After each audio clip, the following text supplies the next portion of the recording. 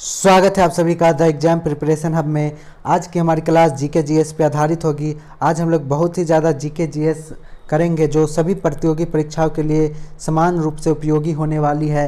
इसमें एग्ज़ाम में बार बार पूछे जाने वाले सारे प्रश्नों को करेंगे। यह एमसीक्यू होने वाली है। इसमें सारे इंपॉर्टेंट प्रश्न ही हम लोग देखेंगे। ठीक है, चलिए आज की हमारी क्लास को शुरुआत करते हैं। देखते हैं आज की क्लास का पहला प्रश्न क्या है। प्रश्न है, किस प्रकार की मिट्टी में कार्बनिक पदार्थ की अधिकता है। किस प्रकार की मिट्टी में कार्बनिक पदार्थों की अधिकता है। ऑप्शन में है काली मिट्टी, जलोढ़ मिट्टी, लेटेराइट मिट्टी या लाल मिट्टी। तो बताएं किस प्रकार की मिट्टी में कार्बनिक पदार्थ की अधिकता है। तो याद रखिएगा ऑप्शन ए सही है, काली मिट्टी में। किसमें? काली मिट्टी में कार्बनिक पदार्थ की अधिकता होती है। ठीक है, अगला प्रश्न देखेंगे हम लोग। प्रश्न है, किस फसल में के लिए पानी की अधिकता आवश्यक है लेकिन जमाव नहीं। किस फसल के लिए पानी की अधिकता आवश्यक है लेकिन जमाव नहीं। तो ऑप्शन में है धान, जूट, चाय या मूंगफली। तो किस फसल के लिए पानी की अधिकता आवश्यक तो है लेकिन जमाव नहीं, खेत में पानी नहीं रहना चाहिए। तो किसके लिए? धान के लिए, जूट के लिए, चाय के लिए या मूंगफली के लिए। तो याद रखिएगा चाय के लिए पानी की तो अधिकता आवश्यक होती है लेकिन जमाव नहीं चाहिए चाय की खेती में। ठीक है, अगला प्रश्न है, मौलिक कर्तव्य को संविधान में सम्मिलित किया गया है, इसका प्रयोजन है। मौलिक कर्तव्यों को संविधान में सम्मिलित किया गया, इसका प्रयोजन क्या है। ऑप्शन में है मौलिक अधिकारों के दुरुपयोग पर रोक, मौलिक अधिकारों को और अधिक सार्थक बनाना या विनाशक एवं असंवैधानिक गतिविधियों को नियंत्रित करना या कार्यपालिका की बढ़ती शक्ति को नियंत्रण में रखना। तो बताएं मौलिक कर्तव्यों को संविधान में सम्मिलित किया गया, इसका क्या प्रयोजन है।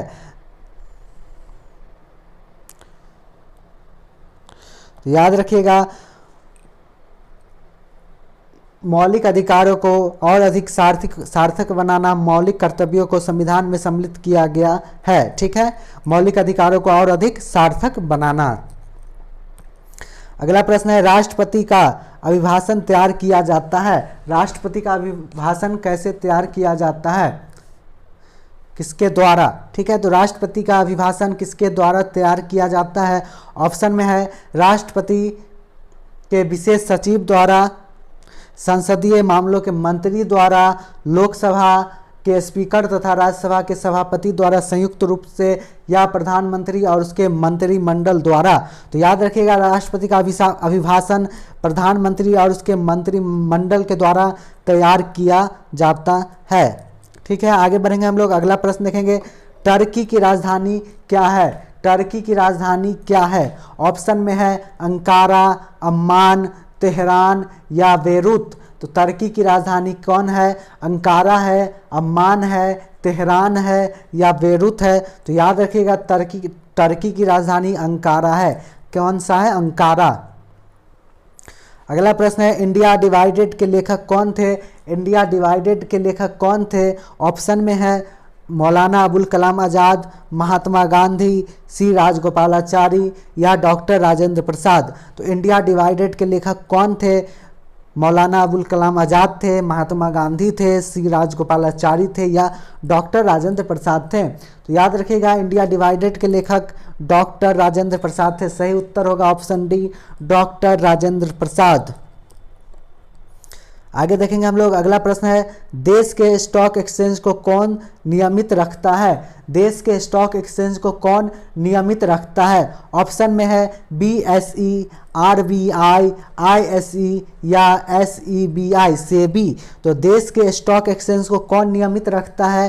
तो याद रखिएगा एसईबीआई, सेबी द्वारा देश के स्टॉक एक्सचेंज को नियमित रखता है। अगला प्रश्न है, दची ग्राम अभयारण्य भारत के किस राज्य में है। दची ग्राम अभयारण्य भारत के किस राज्य में है। ऑप्शन में है जम्मू कश्मीर, महाराष्ट्र, हिमाचल प्रदेश या उत्तराखंड। तो याद रखिएगा दची ग्राम अभयारण्य जो है जम्मू कश्मीर में स्थित है। कहाँ स्थित है? जम्मू कश्मीर राज्य में। अगला प्रश्न है, वियना ऑस्ट्रिया किस नदी के किनारे। अगला प्रश्न है वियना किस नदी के किनारे बसा है। वियना किस नदी के किनारे बसा है, तो याद रखिएगा डेन्यूब नदी के किनारे बसा है। कहाँ? डेन्यूब नदी के किनारे वियना बसा है।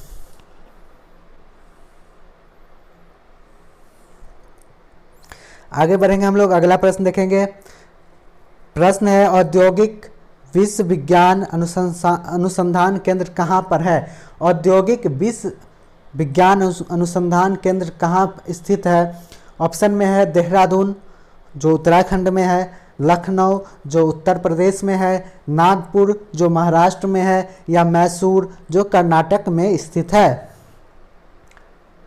तो बताएं औद्योगिक विश्व विज्ञान अनुसंधान केंद्र कहाँ स्थित है। तो याद रखिएगा औद्योगिक विश्व विज्ञान अनुसंधान केंद्र लखनऊ उत्तर प्रदेश में स्थित है। अगला प्रश्न है संयुक्त राष्ट्र संघ का 193वां सदस्य कौन सा देश बना। संयुक्त राष्ट्र संघ का 193वां सदस्य देश कौन बना। ऑप्शन में है स्विट्जरलैंड, दक्षिणी सूडान, स्वाजीलैंड या ताइवान। तो याद रखिएगा संयुक्त राष्ट्र संघ का 193वां सदस्य देश दक्षिणी सूडान बना। कौन सा देश? दक्षिणी सूडान। ठीक है, आगे बढ़ेंगे हम लोग। अगला प्रश्न है टिहरी डैम किस नदी पर है। टिहरी डैम किस नदी पर है। ऑप्शन में है अलकनंदा, भागीरथी, यमुना या मंदाकिनी। तो बताएं टिहरी डैम किस नदी पर स्थित है। Option A Alaknanda, option B Bhagirathi, option C Yamuna या ऑप्शन डी मंदाकिनी। तो बताएं टिहरी डैम किस नदी पर के किनारे स्थित है। तो याद रखिएगा भागीरथी, ऑप्शन बी सही जवाब है। भागीरथी के पर टिहरी डैम स्थित है। अगला प्रश्न है उच्चतम न्यायालय के न्यायाधीशों की संख्या में वृद्धि करने की शक्ति किसके पास है। तो उच्चतम सुप्रीम कोर्ट के न्यायाधीशों की संख्या में वृद्धि करने की शक्ति किसके पास है। ऑप्शन में है संसद के पास, राष्ट्रपति के पास, प्रधानमंत्री के पास या विधि मंत्रालय के पास। तो याद रखिएगा आप लोग उच्चतम न्यायालय के न्यायाधीशों की संख्या में वृद्धि करने का शक्ति सिर्फ और सिर्फ संसद के पास है, अर्थात ऑप्शन ए सही जवाब है, संसद के पास। अगला प्रश्न है भारतीय संविधान के किस भाग में संघीय न्यायपालिका का उल्लेख है। भारतीय संविधान के किस भाग में संघीय न्यायपालिका का उल्लेख है। ऑप्शन में है भाग 2, भाग 3, भाग 4 या भाग 5। तो बताएं भारतीय संविधान के किस भाग में संघीय न्यायपालिका का उल्लेख है। ऑप्शन ए भाग 2, ऑप्शन बी भाग 3, ऑप्शन सी भाग 4 या ऑप्शन डी भाग 5। तो बताएं भारतीय संविधान के किस भाग में संघीय न्यायपालिका का उल्लेख है। तो भाग 5 में है। किस में है? भाग 5 सही उत्तर है, ऑप्शन डी सही उत्तर है। अगला प्रश्न है पोंगल पर्व किस माह में मनाया जाता है। पोंगल पर्व जो है किस महीना में मनाया जाता है। ऑप्शन में है मार्च में, सितंबर में, अक्टूबर में या जनवरी में। तो पोंगल पर्व किस माह में मनाया जाता है। तो याद रखिएगा ऑप्शन डी जनवरी में। पोंगल पर्व जो है जनवरी में मनाया जाता है। अगला प्रश्न है सिंधु घाटी सभ्यता की लिपि थी। सिंधु घाटी सभ्यता की कौन सी लिपि थी।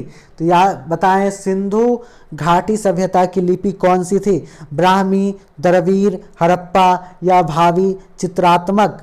तो बताएं सिंधु घाटी सभ्यता की लिपि कौन सी थी। ब्राह्मी, द्रविड़, हड़प्पा या भाव चित्रात्मक। तो याद रखिएगा सिंधु घाटी सभ्यता की लिपि भाव चित्रात्मक थी। कौन सी थी? भाव चित्रात्मक। ये क्लास बहुत ही महत्वपूर्ण होने वाला है, तो आप लोग पूरा क्लास को देखें। बहुत सारे हम लोग जीके जीएस करेंगे जो बार बार एग्जाम में पूछे जाते हैं। ठीक है, जितना आप लोग जीके जीएस का प्रैक्टिस करेंगे उतना ही बेहतर अपने एग्जाम में आप लोग कर पाएंगे। ठीक है, आगे बढ़ेंगे हम लोग। अगला प्रश्न देखेंगे बिजली के एक एकक से क्या हो सकता है। बिजली के 1 किलो वाट आवर से क्या हो सकता है। तो 100 वाट का बल्ब 10 घंटे जलाया जा सकता है। रेफ्रिजरेटर एक पूरे दिन चल सकता है, टेलीविज़न 6 घंटे चलाया जा सकता है, या उपर्युक्त सभी कार्य अलग अलग रूप में किए जा सकते हैं। तो याद रखिएगा, बिजली के 1 kWh से 100 वाट का बल्ब 10 घंटे जलाया जा सकता है। 100 वाट का बल्ब 10 घंटे जलाया जा सकता है बिजली के 1 किलोवाट आवर से। अगला प्रश्न है, खाद्यान्नों के भंडारण के दौरान ऊष्मा के उत्पादन का कारण है। खाद्यान्नों के भंडारण के दौरान ऊष्मा के उत्पादन का क्या कारण है? ऑप्शन में है कीटों द्वारा ग्रसन, वायुमंडलीय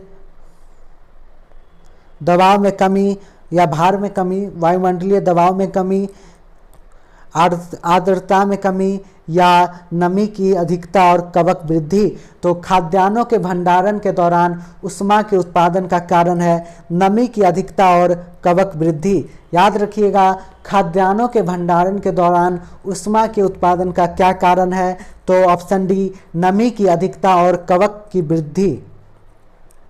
अगला प्रश्न है, पृथ्वी की भूपर्पटी पर सर्वाधिक उपलब्ध तत्व है। पृथ्वी की भूपर्पटी पर सर्वाधिक उपलब्ध तत्व कौन सा है? ऑप्शन में है सिलिकॉन, ऑक्सीजन, फास्फोरस या सल्फर। तो याद रखिएगा, पृथ्वी की भूपर्पटी पर सर्वाधिक उपलब्ध तत्व है ऑक्सीजन। कौन सा? ऑक्सीजन सही जवाब है, ऑप्शन बी सही जवाब है।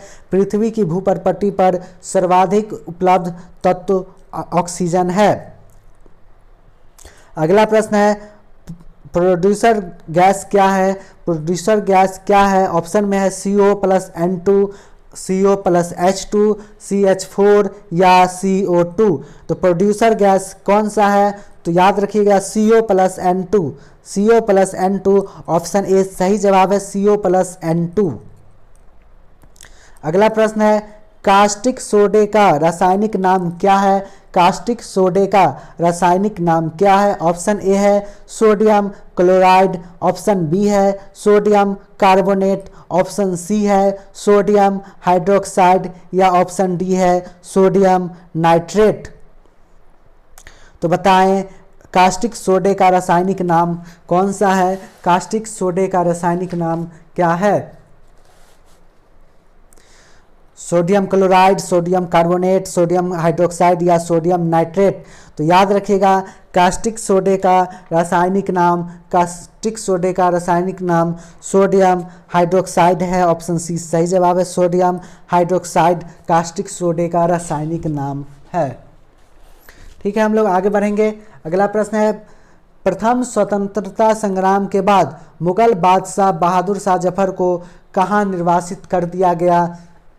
ऑप्शन में है रंगून में, पोर्ट ब्लेयर में, काबुल में या लंदन में। तो प्रथम स्वतंत्रता संग्राम के बाद मुगल बादशाह बहादुर शाह जफर को कहाँ निर्वासित कर दिया गया? याद रखिएगा, ऑप्शन ए है रंगून में, ऑप्शन बी है पोर्ट ब्लेयर में, ऑप्शन सी है काबुल में, या ऑप्शन डी है लंदन में। तो याद रखिएगा, प्रथम स्वतंत्रता संग्राम के बाद मुगल बादशाह बहादुर शाह जफर को रंगून में निर्वासित कर दिया गया, ऑप्शन ए सही जवाब है रंगून। अगला प्रश्न है, RITES किसका संक्षेपण है? RITES किसका संक्षेपण है? तो याद रखेंगे हम लोग, RITES किसका संक्षेपण है? ऑप्शन में है rail India technical and economic service, option B है rail India track engineering services, option C है rail India transport and export services. तो बताएं, RITES किसका संक्षेपण है? तो याद रखिएगा आप लोग, RITES राइट्स जो है rail India technical and economics services का संक्षेपण है, ऑप्शन ए सही जवाब है, rail India technical and economic services, RITES rail India technical and economic services. अगला प्रश्न है, पेशवा बाजीराव प्रथम द्वारा इनमें से कौन सा इलाका नहीं जीता गया था? पेशवा बाजीराव प्रथम द्वारा इनमें से कौन सा इलाका नहीं जीता गया था? गुजरात, बुंदेलखंड, उड़ीसा या मालवा। तो बताएं, पेशवा बाजीराव प्रथम द्वारा इनमें से कौन सा इलाका नहीं जीता गया था? गुजरात, बुंदेलखंड, उड़ीसा या मालवा। तो याद रखिएगा पेशवा बाजीराव प्रथम द्वारा इनमें से जो इलाका नहीं जीता गया था उस इलाका का नाम है ओडिशा। उड़ीसा अर्थात ओडिशा। ठीक है। अगला प्रश्न है राज्य अपहरण नीति की शुरुआत किसने की थी? राज्य अपहरण नीति की शुरुआत किसने की थी? ऑप्शन में है लॉर्ड हेस्टिंग्स ने, लॉर्ड डलहौजी ने, लॉर्ड कर्जन ने या लॉर्ड हार्डिंग ने। बहुत ही महत्वपूर्ण प्रश्न है, याद रखिएगा आप लोग। राज्य अपहरण नीति की शुरुआत किसने की? तो लॉर्ड डलहौजी ने। ऑप्शन बी सही जवाब है, लॉर्ड डलहौजी। ये क्लास बहुत ही महत्वपूर्ण होने वाली है आप लोगों के लिए। सभी प्रश्नों को ध्यान से देखें क्योंकि ये सारे प्रश्न बार बार एग्जाम में पूछे जाते हैं और आप लोगों के लिए बेहतर होगा कि आप लोग जितने ज़्यादा जीके जीएस का प्रैक्टिस करेंगे उतना ही आप लोग एग्ज़ाम में बेहतर कर पाएंगे। तो आप लोग इस क्लास से पूरा जुड़े और हमारे चैनल पर लगातार जीके जीएस का प्रैक्टिस चलता रहता है, क्लास चलता रहता है। तो आप लोग वो क्लास भी देखें, प्लेलिस्ट बना हुआ है चैनल पर, जाके आप लोग वो प्लेलिस्ट देखें। ठीक है। अगला प्रश्न है दादा साहब फाल्के पुरस्कार किस क्षेत्र से संबंधित है? तो दादा साहब फाल्के पुरस्कार किस क्षेत्र से संबंधित है? सिनेमा से, खेलकूद से, चिकित्सा से या साहित्य से? तो दादा साहब फाल्के पुरस्कार किस क्षेत्र से संबंध रखता है? तो याद रखिएगा सिनेमा से। दादा साहब फाल्के पुरस्कार सिनेमा से संबंधित है। अगला प्रश्न है the God of small things, the God of small things पुस्तक के लेखक कौन है? तो the God of small things, the God of small things पुस्तक के लेखक कौन है?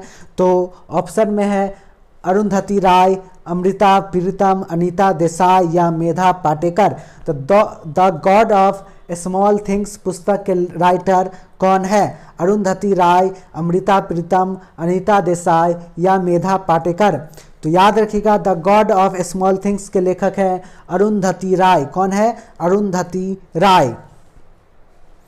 अगला प्रश्न है घाना पक्षी अभयारण्य निम्नलिखित में से किस राज्य में मौजूद है? तो घाना पक्षी अभयारण्य निम्नलिखित में से किस राज्य में स्थित है? ऑप्शन में है केरल, राजस्थान, असम या मणिपुर। तो याद रखिएगा घाना पक्षी अभयारण्य राजस्थान में स्थित है। कहाँ स्थित है? राजस्थान में। ऑप्शन बी सही जवाब है, घाना पक्षी अभयारण्य राजस्थान में स्थित है।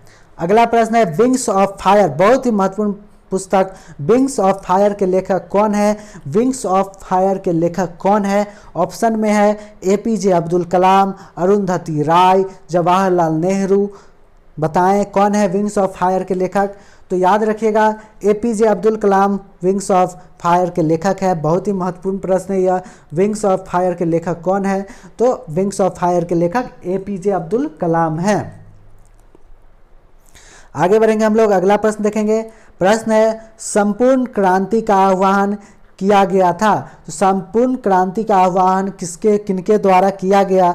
ऑप्शन ए है महात्मा गांधी के द्वारा, ऑप्शन बी है भगत सिंह के द्वारा, ऑप्शन सी है डॉक्टर भीमराव अंबेडकर के द्वारा या ऑप्शन डी है जयप्रकाश नारायण के द्वारा।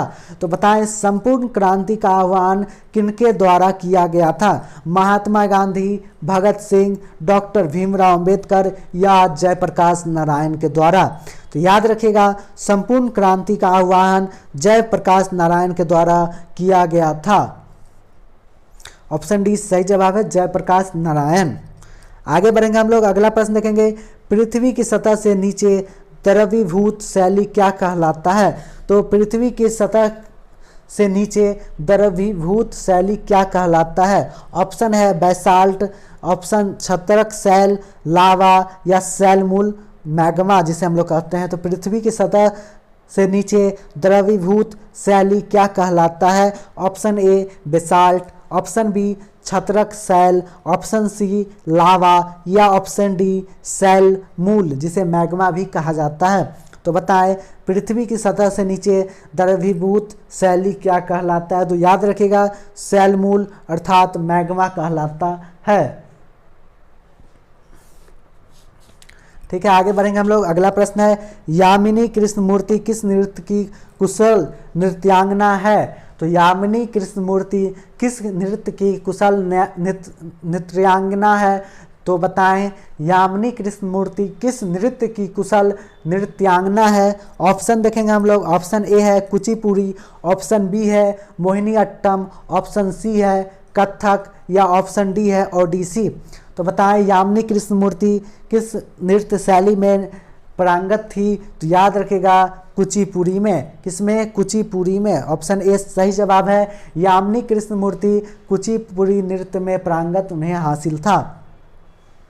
अगला प्रश्न है, नियाग्रा जलप्रपात है। तो नियाग्रा जलप्रपात कहाँ स्थित है? नियाग्रा जलप्रपात कहाँ स्थित है? ऑप्शन में है यूके में, अफ्रीका में, ऑस्ट्रेलिया में, या यूएसए में। तो नियाग्रा जलप्रपात कहाँ स्थित है? UK, United kingdom, Africa, Australia, या यूएसए।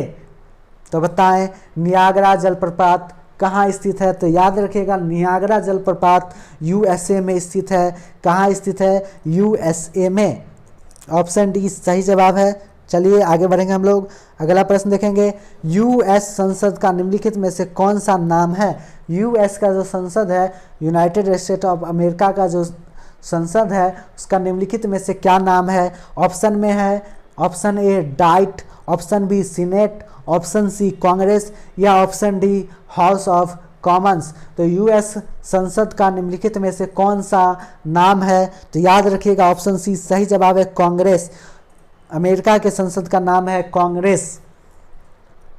आगे बढ़ेंगे हम लोग। अगला प्रश्न देखेंगे, हरित क्रांति का प्रारंभ किस वर्ष किया गया?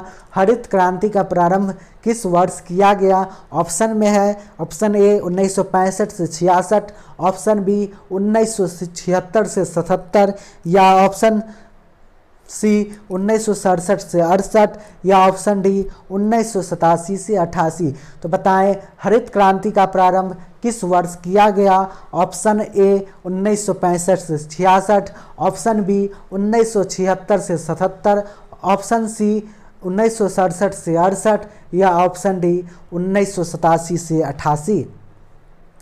तो बताएं, हरित क्रांति का प्रारंभ किस वर्ष किया गया? तो याद रखिएगा 1967 से 68, अर्थात ऑप्शन सी 1967 से 68 में हरित क्रांति का प्रारंभ किया गया। अगला प्रश्न है, इंडिया इंडिपेंडेंस बिल संसद में कब प्रस्तुत किया गया था? इंडियन इंडिपेंडेंस बिल संसद में कब प्रस्तुत किया गया था? ऑप्शन में है अप्रैल 1947, मई 1947, जून 1947, या जुलाई 1947। तो बताएं, इंडियन इंडिपेंडेंस बिल संसद में कब प्रस्तुत किया गया था? अप्रैल 1947 में, मई 1947 में, जून 1947 में, या जुलाई 1947 में। तो याद रखिएगा, इंडियन इंडिपेंडेंस बिल जुलाई 1947 में संसद में प्रस्तुत किया गया था, जुलाई 1947 में। आगे बढ़ेंगे हम लोग। अगला प्रश्न देखेंगे। प्रश्न है, निम्नलिखित में से किसका उच्चतम गलनांक है? निम्नलिखित में से किसका उच्चतम गलनांक है जो पानी में अधिक घुल जाता है सबसे अधिक रूप में? HE, NaCl, NH3, या CHCl3। तो बताएं, निम्नलिखित में से किसका उच्चतम गलनांक है? HE का, NaCl का, NH3 का, या CHCl3 का? तो याद रखिएगा, NaCl सही जवाब है। NaCl का उच्चतम गलनांक है। ठीक है, NaCl सही जवाब है, ऑप्शन बी NaCl। अगला प्रश्न है, यदि एक लौह तार को कॉपर सल्फेट के घोल में रखा जाता है तो क्या होगा? यदि एक लौह तार को कॉपर सल्फेट के घोल में रखा जाता है तो क्या होगा? ऑप्शन में है तांबा अवक्षेपित होगा। तो ऑप्शन ए सही जवाब है। यदि एक लौह तार को कॉपर सल्फेट के घोल में रखा जाता है तो तांबा अवक्षेपित होगा। क्या होगा? तांबा अवक्षेपित होगा, अर्थात कॉपर अवक्षेपित होगा। आगे हम लोग देखेंगे। अगला प्रश्न है, जल स्नेहक कोलाइडी को जाना जाता है। जल स्नेहक कोलाइडी को जाना जाता है। ऑप्शन में है जल स्नेही के रूप में, द्रव स्नेही के रूप में। तो याद रखिएगा जल स्नेह को द्रव स्नेही के रूप में जाना जाता है, अर्थात ऑप्शन बी सही जवाब है। जल स्नेहक कोलाइडी को, किसको? जल स्नेहक कोलाइडी को, कोलाइडी याद रखिएगा, कोलाइडी को किस रूप में जाना जाता है? तो द्रव स्नेही के रूप में, द्रव स्नेही के रूप में जल स्नेहक कोलाइडी को जाना जाता है।